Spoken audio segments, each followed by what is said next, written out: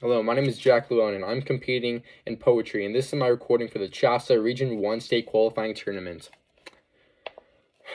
My black-faced phase hide inside the black granite. I said I wouldn't. No tears, I'm stone, I'm flesh. My cloudy reflection eyes me like a bird of prey. The profile night slanted against morning. I turn this way, the stone lets me go.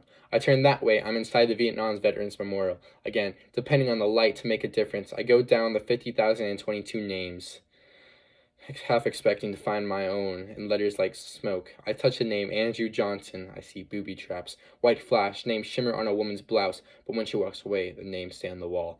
Brush strokes flash, a red bird's wings cutting across my stare. The sky, a plane in the sky. A wet vet's image floats closer to me, and his pale eyes look through mine. I'm a window. He's lost his right arm. Inside the stone, in the black mirror, a woman's trying to erase names. No, she's brushing a boy's hair.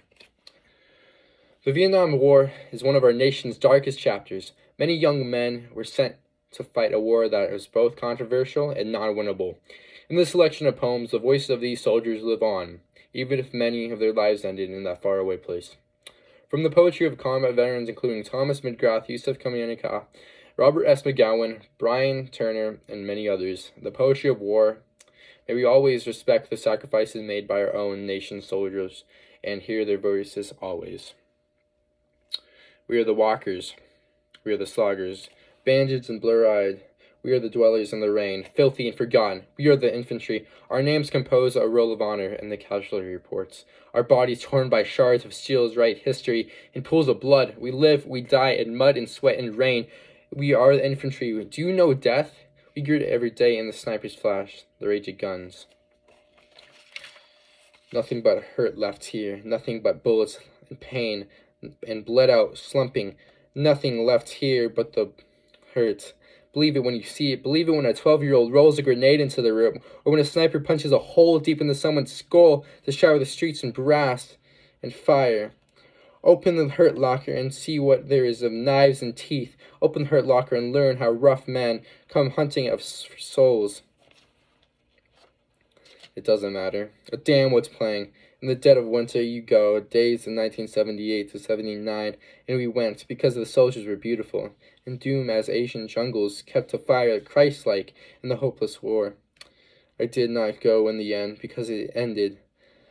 The 20th century, it was a war between peasants on the one side and hallucinations on the other. A peasant is a fire that burns, but not consumed. His movie never ends. It was beautiful.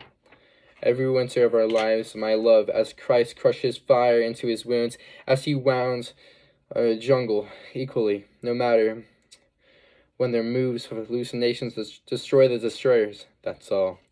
There has never been a president of the United States. In the 21st century, hallucinations versus hallucinations. In cold battle, in dubious battle, no battle at all, because the peasants have gone far away in the lost traveler's dreams.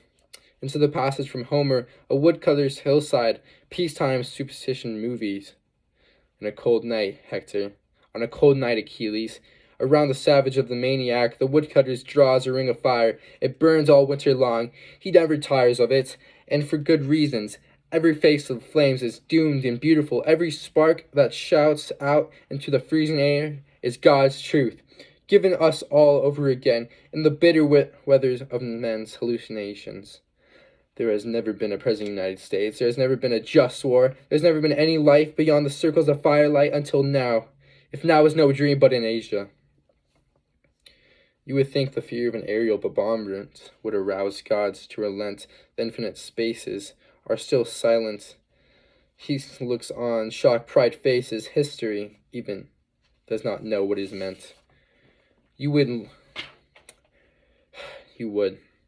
feel that after so many centuries, God could give man to repent, yet he could kill as Cain could, but as the multitudes will no farther advance than his ancient furies.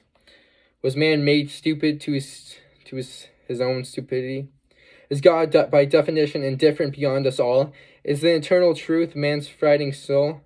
Wherein the beast ravens in his own avidity? Of man wettering I speak in anvil, names on a list whose faces I do not recall, but they are gone to early death, whose late in school distinguish the belt feed. lever from the belt holding Paul.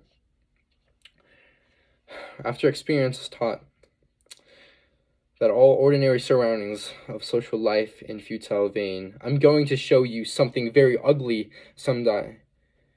Someday it might save your life. Seeing that none of the things I feared contain themselves anything either good or bad.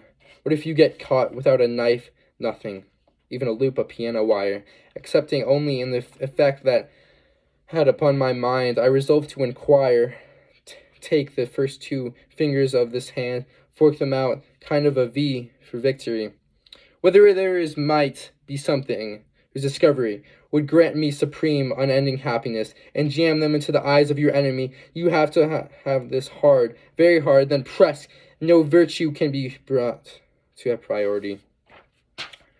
Over this endeavor to preserve one's being, both fingers down around the cheekbone and settling your foot high into the chest. No man can desire to act rightly, to be blessed, to live rightly, without simultaneously. You must call up every strength you own, and you could rip off the whole facial mask. Wishing to be, to act, to live, he must ask first. In other words, to actually exist. And you, whiner, who's waste your time dawdling over the remorseless earth, what evil, what unspeakable crime have you made your whole life's worth?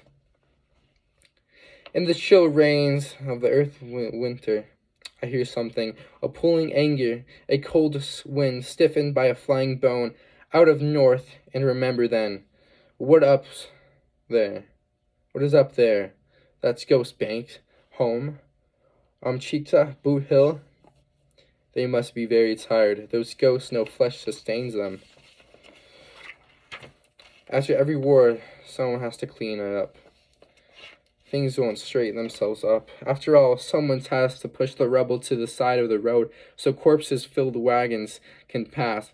Someone has to get mired in scum and ashes, sofa springs splintered, glass and bloody rags. Someone has to drag in a girder to prop up a wall. Someone has to glaze a window, rehang a door. Photogenic it's not. It takes years. All the cameras has left for another war. We'll need to bridges back and new railroad stations. Sleeves will go ragged from rolling them up. Someone, broom in one hand, still recalls the way it was. Someone else listens and nods with unsevered head, but already there is nose nearby, starting to mill about. Who will it find dull? From all the brushes, sometimes someone still unearths rusted arguments and carries the garbage pile. And the bones rust in the rain, reluctant to go into the earth. The skulls gleam, wet dog tags, forgot their names. The statistics where they were young, like the crosses, are still weathering out. They must be very tired, but I see them riding home nightly, crying weak, lust and rage to stand in the dark, forlorn, their known rooms unheard, near familiar beds where lie the aging women who were so lonely and lovely once. Those who knew what was going on here must make it way for those who know little, and less than little, and finally as little as nothing, and the grass that has overgrown causes and effects. Someone must be stretched out, blade of grass in his mouth, gazing at the clouds. Thank you.